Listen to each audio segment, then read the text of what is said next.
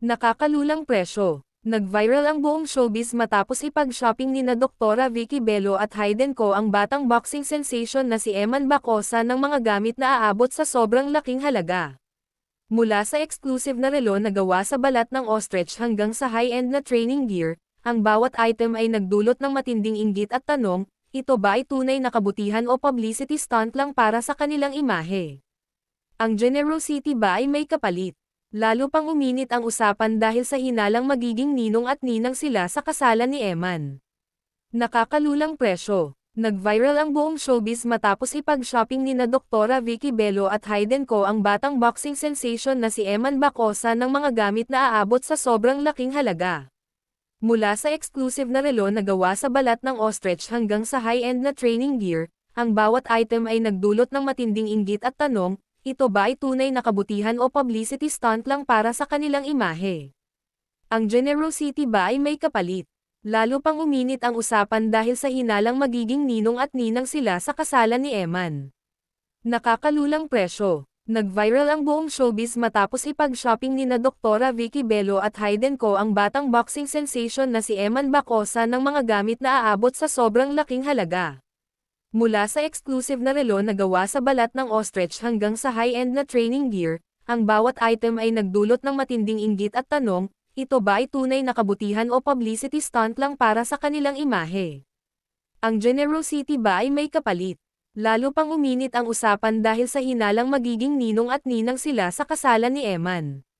Nakakalulang presyo. Nag-viral ang buong showbiz matapos ipag-shopping nina Doktora Vicky Bello at Hayden Co ang batang boxing sensation na si Eman Bacosa ng mga gamit na aabot sa sobrang laking halaga. Mula sa exclusive na relo na gawa sa balat ng ostrich hanggang sa high-end na training gear, ang bawat item ay nagdulot ng matinding inggit at tanong, ito ba ay tunay na kabutihan o publicity stunt lang para sa kanilang imahe? Ang generosity ba ay may kapalit? Lalo pang uminit ang usapan dahil sa hinalang magiging ninong at ninang sila sa kasalan ni Eman. Nakakalulang presyo. Nag-viral ang buong showbiz matapos ipag-shopping nina Doktora Vicky Bello at Hayden Co ang batang boxing sensation na si Eman Bacosa ng mga gamit na aabot sa sobrang laking halaga. Mula sa exclusive na relo na gawa sa balat ng ostrich hanggang sa high-end na training gear, ang bawat item ay nagdulot ng matinding inggit at tanong, ito ba ay tunay na kabutihan o publicity stunt lang para sa kanilang imahe? Ang generosity ba ay may kapalit? Lalo pang uminit ang usapan dahil sa hinalang magiging ninong at ninang sila sa kasalan ni Eman.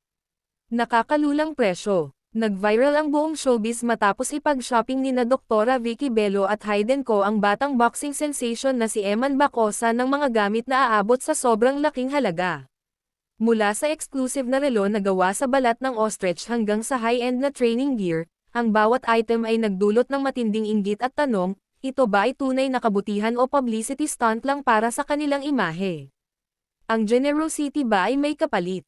Lalo pang uminit ang usapan dahil sa hinalang magiging ninong at ninang sila sa kasalan ni Eman.